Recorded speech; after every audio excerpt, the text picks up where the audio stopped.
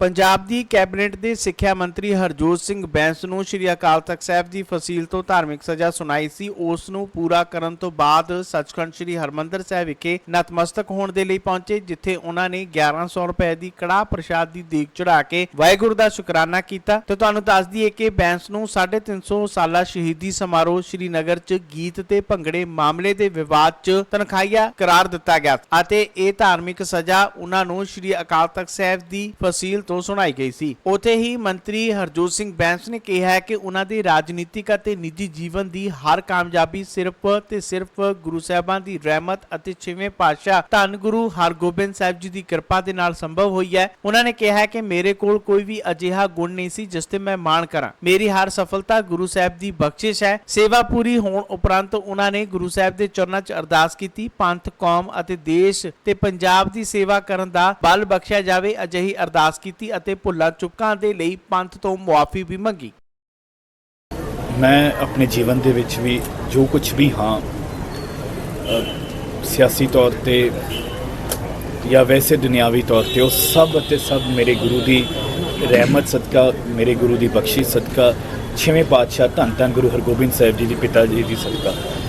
ਮੈਂ ਬਚਪਨ 'ਚ ਮੈਂ ਉਸ ਦਿਨ ਵੀ ਜ਼ਿਕਰ ਕੀਤਾ ਸੀ, ਜਦੋਂ ਵੀ ਦਰਬਾਰ ਸਾਹਿਬ ਆਉਂਦੇ ਸੀ ਤਾਂ ਹਮੇਸ਼ਾ ਮੈਂ ਸ਼੍ਰੀ ਅਕਾਲ ਤਖਤ ਸਾਹਿਬ ਦੇ ਉੱਤੇ 6ਵੇਂ ਪਾਤਸ਼ਾਹ ਦੇ ਚਰਨਾਂ 'ਚ ਅਰਦਾਸ ਕਰਦਾ ਸੀ।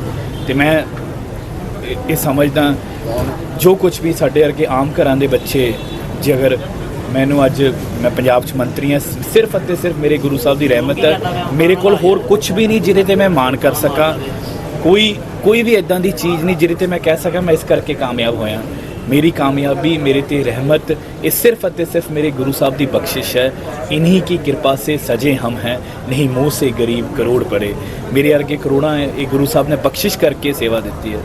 तो आप सब जानते हो, सारी संगत जानती है, पंथ जानते कि 6 अगस्त ਨੂੰ 10 ਨੂੰ श्री अकाल तख्त साहब तो फरमान होया सी, तनख्वाह कह लो, सज़ा कह लो। मेरे लिए वो ਰੱਬੀ ਫਰਮਾਨ ਸੀ, ਮੇਰੇ ਲਈ ਉਹ ਇਲਾਹੀ ਫਰਮਾਨ ਸੀ, ਮੇਰੇ ਲਈ ਉਹ ਮੇਰੇ ਪਿਤਾ ਦਾ ਹੁਕਮ ਸੀ, ਸ਼੍ਰੀ ਗੁਰੂ ਹਰਗੋਬਿੰਦ ਸਾਹਿਬ ਜੀ ਦਾ ਫਰਮਾਨ ਸੀ। ਤੇ ਗੁਰੂ ਸਾਹਿਬ ਨੇ ਆਪ ਸੀਸ ਦੇ ਉੱਤੇ ਹੱਥ ਰੱਖ ਕੇ ਨਿਮਾਣੇ ਤੋਂ ਉਹ ਸਾਰੀ ਸੇਵਾ ਮੁਕੰਮਲ ਕਰਾਈ ਹੈ। ਮੈਂ ਹਰ ਸੰਭਵ ਕੋਸ਼ਿਸ਼ ਕੀਤੀ ਕਿ ਉਸ ਫਰਮਾਨ ਨੂੰ ਮੈਂ ਇਨ ਬਿਨ ਪੂਰਾ ਕਰ ਸਕਾਂ ਤੇ ਗੁਰੂ ਸਾਹਿਬ ਨੇ ਅਪਾਰ ਬਖਸ਼ਿਸ਼ ਕਰਕੇ ਸਾਰੀ ਸੇਵਾ ਮੁਕੰਮਲ ਕਰਾਈ ਹੈ। ਅੱਜ ਸੇਵਾ ਮੁਕੰਮਲ ਉਪਰੰਤ ਹੋਣ ਤੋਂ ਬਾਅਦ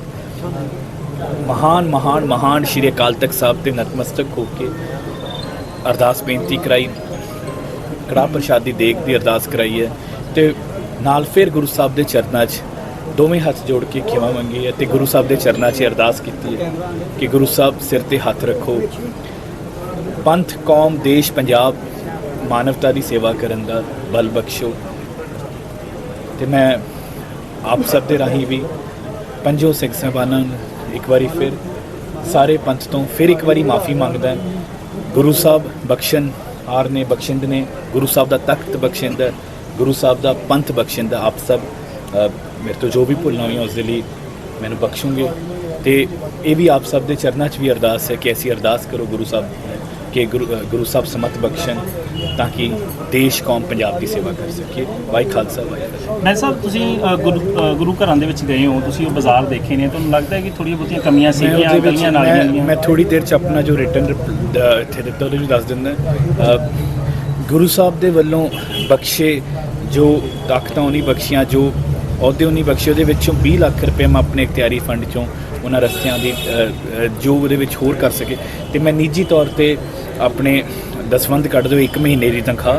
ਅਤੇ ਇਸ ਤੋਂ ਇਲਾਵਾ ਮੈਂ ਹੋਰ ਵੀ ਬਤੌਰ ਮੰਤਰੀ ਵੀ ਅਤੇ ਬਤੌਰ ਸੇਵਾਦਾਰ ਵੀ ਜੋ ਮੇਰੇ ਤੋਂ ਸੰਭਵ ਹੋਇਆ, ਚਾਹੇ ਮੈਨੂੰ ਆਪ ਆ ਕੇ ਇੱਥੇ ਝਾੜੂ ਲਾਉਣਾ ਪਵੇ, ਮੈਂ ਬਤੌਰ ਮੰਤਰੀ ਵੀ ਅਤੇ ਬਤੌਰ ਸੇਵਾਦਾਰ ਹਰ ਵੇਲੇ ਹਾਜ਼ਰ ਹਾਂ। ਇਹ ਵੈਸੇ ਵੀ ਇਹ ਸਾਡੇ ਧਰਮ ਦੀ ਸੇਵਾ ਜਿਹੜੀ ਹੈ, ਸਾਡੇ ਧਰਮ ਦੀ ਨੀਂਹ ਹੈ ਅਤੇ ਇਹਦੇ ਨਾਲ ਕੋਈ ਜਿਹੜਾ ਮੈਂ ਆਪਣੇ ਆਪ ਨੂੰ ਸੁਭਾਗ ਸਮਝਦਾ ਕਿ ਮੈਨੂੰ ਇਹ ਸੇਵਾ ਇੱਥੋਂ।